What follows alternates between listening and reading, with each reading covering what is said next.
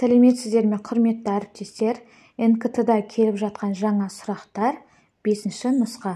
Видео сабақты көрмес бұрын арнама тіркеліп қойыңыз. 5-ші нұсқа, 1-ші сұрақ.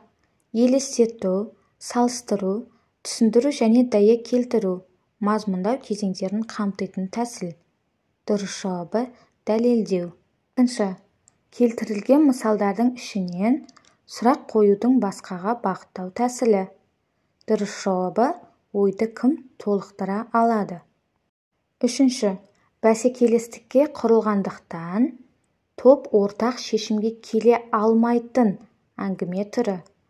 Дұрыс жауабы әңгіме дебат. 4-ші.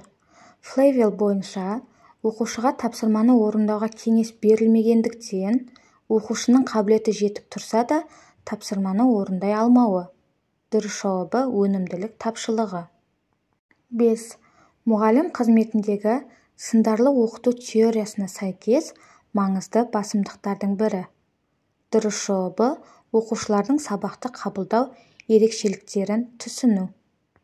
6-шы сұрақ. Кіші жастағы балалар дәл өзін қоршаған ортамен және адамдармен әрекеттесу кезінде оқу және даму жүзеге асады деп қарастырған оқу тәсілі. Дұрыс жауабы танымды. 7-ші сұрақ. Көпіршелер деп саналу үшін оқыту мен оқуда қарастырылатын жағдайдың бірі.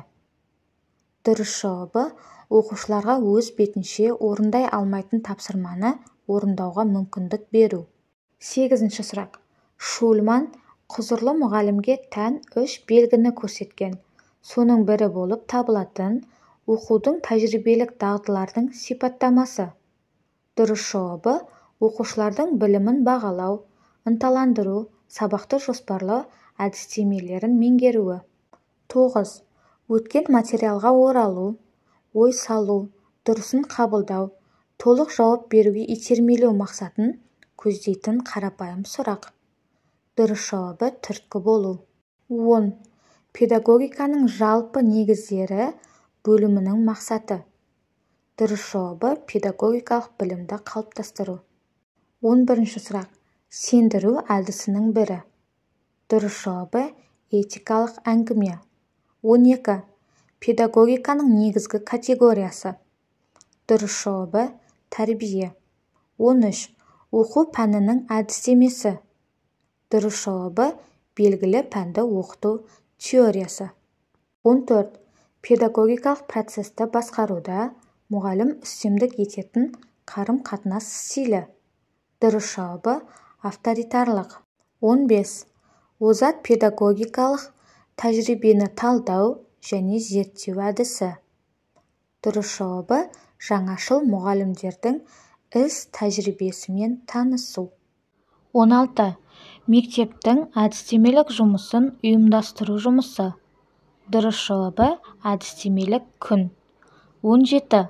Оқу материалын ойластырған сұрақтар жүйесі арқылы игеруге бағытталған оқытудың диалогтік әдісі.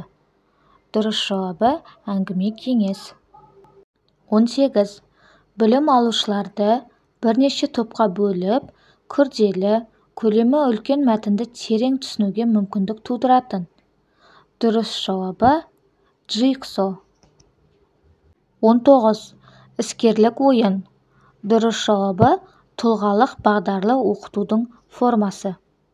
Мұнда 20-ші сұрақ қайталанып келіпті. Біз оны 18-ші сұрақта оқып шықтық. Құрметті әріптестер, осымен 5-ші нұсқа аяқталды. Егер де менің видео сабағым сіздерге пайдалы болатын болса, каналға тіркеліп, лайк және колокольчик батырмасын басып, келесі видео сабақты бірінші болып көріңіз.